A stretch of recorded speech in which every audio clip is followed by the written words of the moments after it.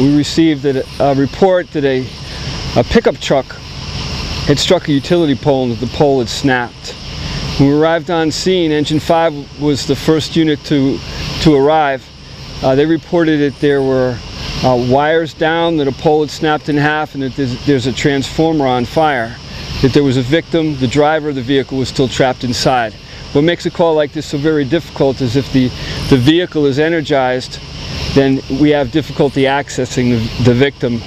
As it turns out, his injuries were relatively minor, and the firefighters were able to get him out safely in spite of the wires that were down. As of this time, we still have a transformer and a pole that are burning. We're waiting for UI crews to arrive.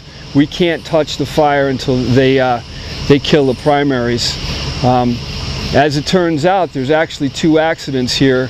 The individual who was involved in the initial accident had called a friend who raced to the scene, and unfortunately, as he approached the scene, he became startled by the headlights of the vehicle involved in the crash, and he too was involved in an accident. So we do have 2 separate pickup truck accidents at this location.